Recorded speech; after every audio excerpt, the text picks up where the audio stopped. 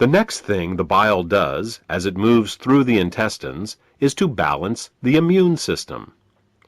When most people think of the immune system, they think of white blood cells floating through the bloodstream. But over 1/2 of the immune system is actually located in the intestines. The job of the immune system in the intestines is much more difficult than that in the bloodstream. Infections only rarely make it into the blood, but every day our intestines are exposed to millions of parasites, bacteria, and fungi.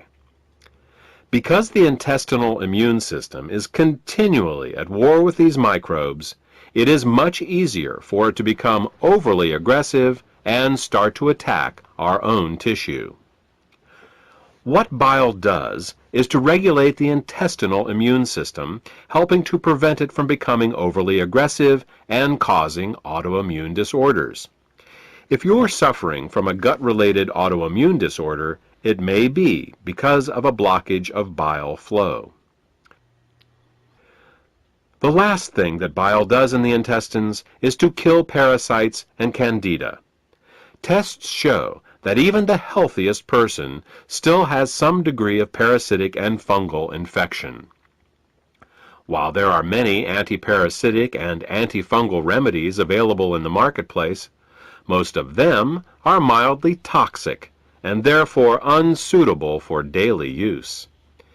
If, however, your bile flow is healthy, then you have a built-in defense against parasites and candida. Well, that about covers what bile does to maintain the health of the intestines, and what happens when bile can't get into the intestines in proper amounts due to the presence of biliary sludge and gallstones. Now, let's turn our attention to what happens when biliary sludge and gallstones cause toxins to back up into the bloodstream. Just as the kidneys remove water-soluble toxins from our bodies, the liver removes fat-soluble toxins from our bodies by putting them into the bile. If the bile gets clogged up due to biliary sludge and/or gallstones, then the fat-soluble toxins can't get out, and they start to build up in the body. One of the first signs that bile is backing up is an increase in cholesterol.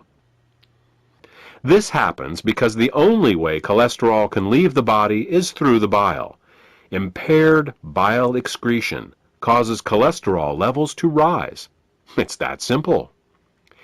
In addition to the levels of cholesterol rising, bilirubin levels can also begin to rise. If they get to be bad enough, you can see the whites of a person's eyes, and sometimes their skin, take on a yellow tint. The technical term for this is jaundice. While an increase in cholesterol and bilirubin levels in the body is easy to recognize, the accumulation of other toxins is not. Literally thousands of toxins and chemicals are processed by the liver for removal through the bile each day. When gallstones and biliary sludge prevent these toxins from leaving the body, they begin to accumulate in the bloodstream and the tissues, causing all sorts of problems. Dissolving gallstones and biliary sludge is an often overlooked but vitally important part of any detoxification program.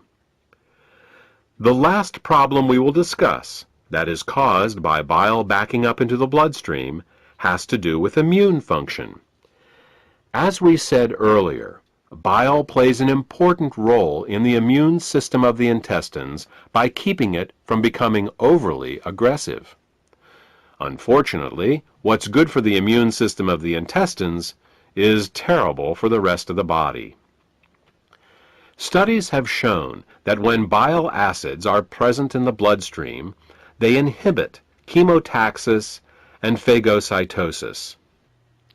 These are fancy words for how well white blood cells can locate, move towards, and swallow infectious microbes.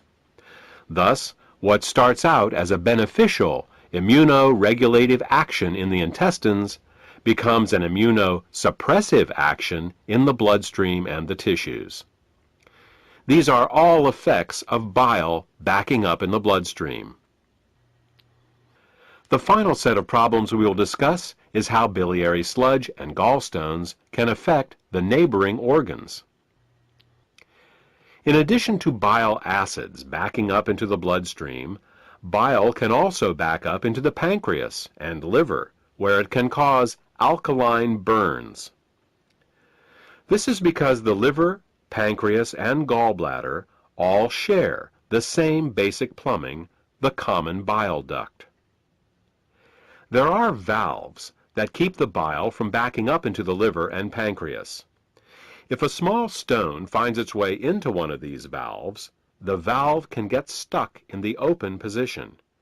If this happens, then every time the gallbladder contracts to squeeze the bile into the small intestines, it can also squeeze the bile into the pancreas and the liver, causing caustic alkali burns and irritation. You see, very alkaline substances can burn us just as easily as very acidic ones. And with a pH of 9.5, bile is very alkaline.